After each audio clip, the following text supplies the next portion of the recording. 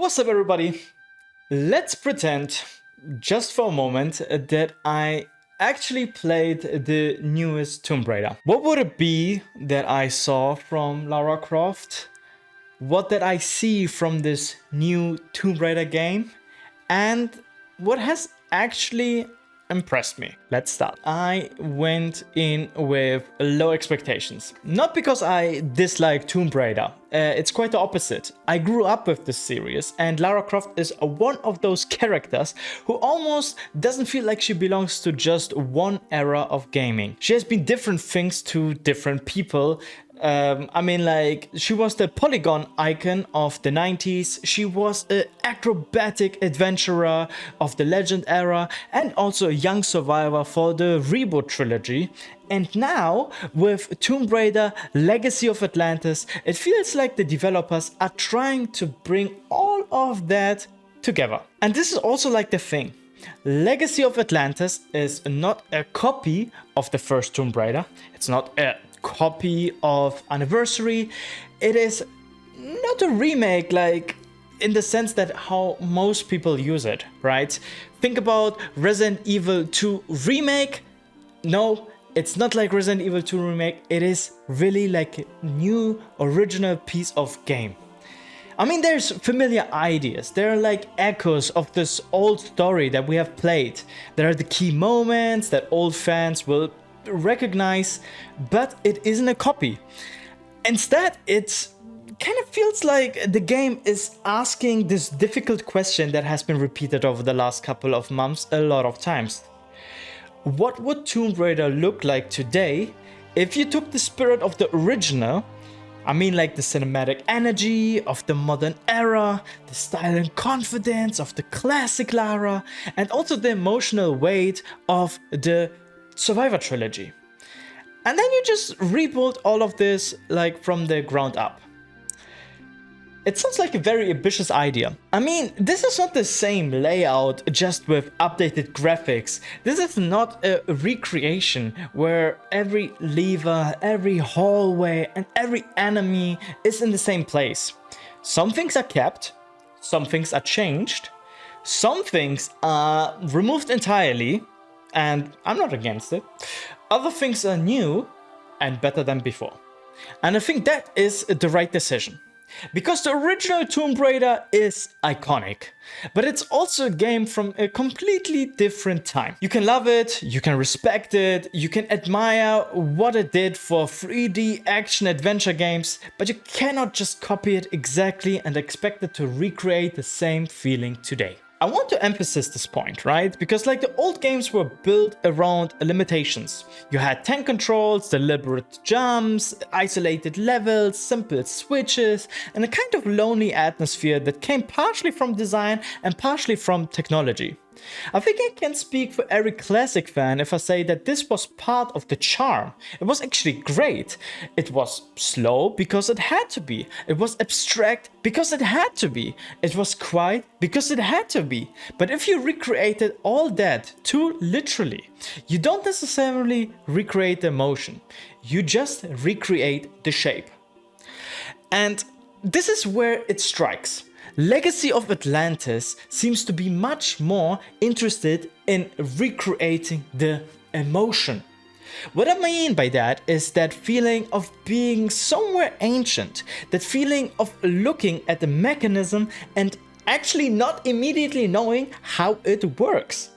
That feeling of seeing ledge high above you and thinking, there has to be a way up there. And that feeling of Lara Croft being witty, faster, and more prepared than everyone else in the room. The developers seem to understand that Tomb Raider was never just about raiding tombs. It was about discovery. And that is where this vision of Lara becomes really, really important. Because this is not the unsure Lara from the beginning of the Survivor trilogy. This is not Lara learning how to become the Tomb Raider. This is Tomb Raider, fully formed, confident, elegant, dangerous. One of the biggest things I would have paid attention to would be Lara herself. Because Tomb Raider lives or dies on the idea, on the portrayal of Lara Croft. And in Legacy of Atlantis, Lara feels like Lara Croft should. She has the confidence of classic Lara and also an upgraded physicality of the reboot era or the legend era. A thing that is great about this game is there are several moments of a bit of environmental dialogue, and I really like that Lara tells stories through environments. She has the adventurer's knowledge. You feel that she loves history, archaeology, and also the unknown. And I mean, as you move through ruins and strange ancient spaces, she comments on what she sees. Not constantly, not like something is in your ear telling you all the time what to do next, but enough to make the world feel more alive. And that is such a simple thing that it actually matters, if you know what I mean. Alex, who plays the voice of Lara in Legacy of Atlantis, brings the confidence without becoming cold. There's a lot of nuance in it. She sounds kind of like sharp, she sounds direct, intelligent, and occasionally she's just amused by absurdity, what is happening around her. Talking about the levels, I want to point out that you are in large environments and there are multiple paths, and you're trying to understand how the pieces of the level actually connect. It is not just a hallway. It's not just go there, press the button, watch the door open. You actually have to look around, pay attention, and think about how the space works. The movement felt good, the environment looked beautiful, the puzzles had real ideas behind them, and the combat is way more interesting than I actually have expected. And this is what matters most at this stage. I mean, of course, the lighting is better, of course, Lara's model is more detailed than ever. Of course, the environment has dense geometry, better materials, water effects, foliage, particles, and all the expected modern presentation. But what impresses is more the way everything moves. Lara has an amazing set of animations. She's so much more fluid than I expected, and she feels just fast, responsive, and this just immediately stands out. Here we have Lara that does not feel heavy anymore because she's really quick, she's fast, she transitions between the states of climbing, jumping, landing, dodging, shooting, and so on, and takes the environment also into consideration. I have not played many platform games in the last couple of years, but it is very interesting how the environment affects the movement. And this specifically is one of the biggest sources of freshness in this game. That the act of moving through a Tomb Raider level feels just modernized. And the aim of the game is still the same, right? Find objects, bring objects to machine, activate machine, and progress. But the execution feels more interactive than ever. I mean, walk from point A, pull lever, go to point B. This is like a nice formula, don't get me wrong, right? I love that kind of Tomb Raider design. There's something very satisfying about this old structure of exploring a huge area, finding the right switch, hearing a distant door open, and then just trying to remember where this damn door was, right? But here actually what we have is a puzzle that feels more physical. It makes you want to stop and look around, and that is one of the best compliments that you could give to any Tomb Raider game. Engaging with the environment. You are thinking about placement, where it needs to go, and how the level is arranged. It has the spirit of classic Tomb Raider, but I say it again, it has modern interactivity. And what should I say? This is everything that I would want from a reimagination. A real puzzle. The level also has the platforming, and this is where the movement system really starts to shine, you know? Let's just say that if Tomb Raider becomes too automated, the platforming loses its identity. And if Lara just magnetizes to every ledge, well, every jump is impossible to miss, and then the level design becomes kind of like a decoration. But also if it becomes too stiff, then it kind of feels outdated. And Legacy of Atlantis seems to be aiming for the middle, and I really like that. And I love puzzles, right? I love puzzle sections. It's a safe bet. Tomb Raider, to me, is always at its best when it gives you a mysterious place and some vertical level design, and a puzzle that you have to solve and then feel clever about. But also the shooting section is actually quite impressive. We have some enemies again that we all know, the dinosaurs, Velociraptors to be more precise, and then at the end you have the giant T-Rex. This has a cinematic feeling, right?